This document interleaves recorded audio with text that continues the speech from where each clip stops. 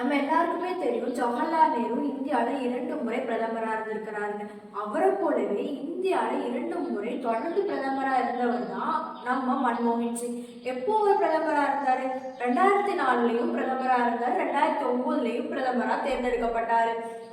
இப்படி வரலாற்றுக்கு சொந்தக்காரர் அப்படின்னே சொல்லலாம். அவரை பற்றி இந்த வீடியோவில் நம்ம பார்க்கலாம். நான் தான் Balasubbulakshmi and it's our channel Balasubbulakshmi the file.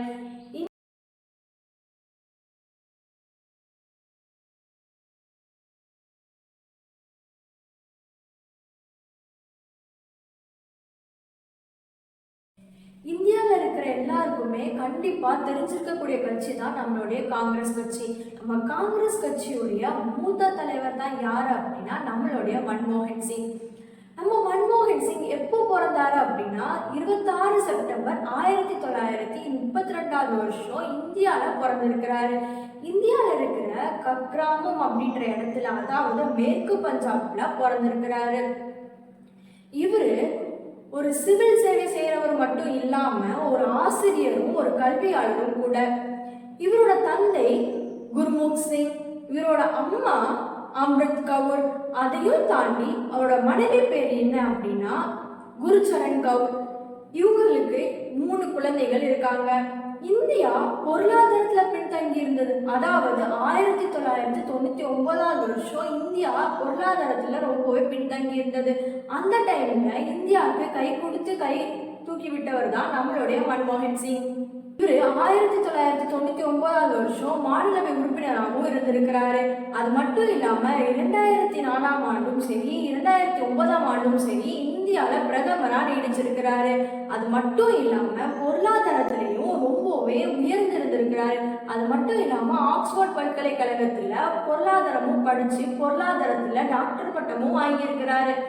என்ன சாதனைகள் செஞ்சார் அப்படின்றத அவர் செஞ்ச சாதனையோடைய புகைப்படத்தோடைய நம்ம பார்க்கலாம். அது மட்டும் இல்லாமல் அவரோட வாழ்க்கை வரலாறு எப்படி இருந்தது அப்படின்றதையும் நான் உங்களுக்கு புகைப்பட வாரியாக சொல்லிட்டு வரேன். வாங்க.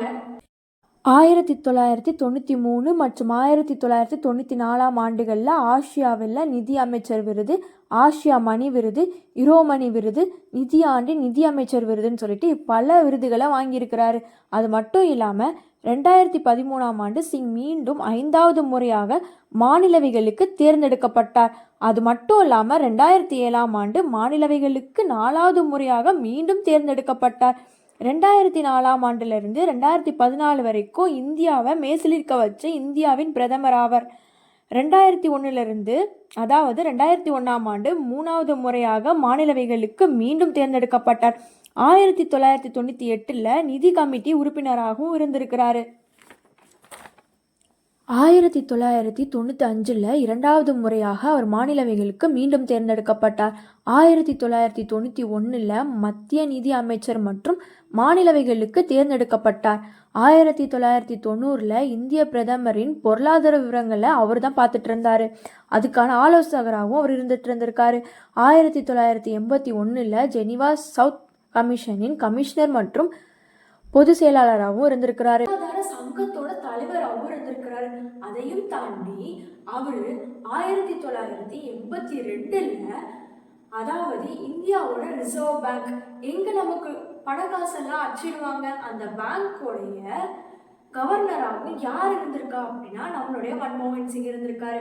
இந்தியாவுக்கும் ஜப்பானுக்கும் நடுவில் நடந்த கூட்டு ஆய்வுல நம்ம குழுவோட தலைவராகவே நம்மளுடைய மன்மோகன் சிங் இருந்துட்டு இருந்திருக்காரு. அது மட்டும் இல்லாம 1976 நிதியமைச்சக செயலாளராகவும் இந்திய அரசோடைய நிதி உறுப்பினராகவும் அவர் இருந்துட்டு இருந்திருக்காரு.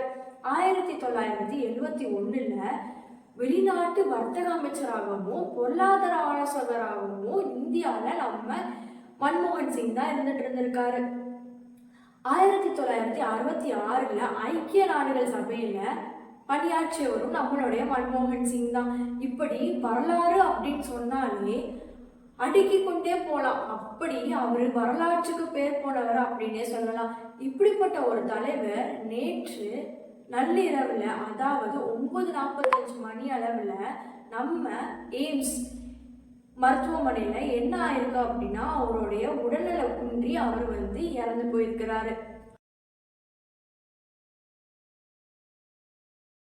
இப்படி ஒரு மகத்தான தலைவரோட நல்லடக்கம் நாளைக்கு, அதாவது சனிக்கிழமை காலையில் 11:45 மணி அளவில் நம்ம வெளியாகி உள்ளது. நம்ம சேனல்ல எப்போவே ஸ்டே டியூனா இருங்க.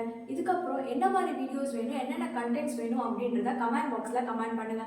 அந்த மாதிரி வீடியோஸ் என்னால் முடிஞ்சா கண்டிப்பாக உங்களுக்காக நான் போடுவேன். And stay tune with me. Thank you.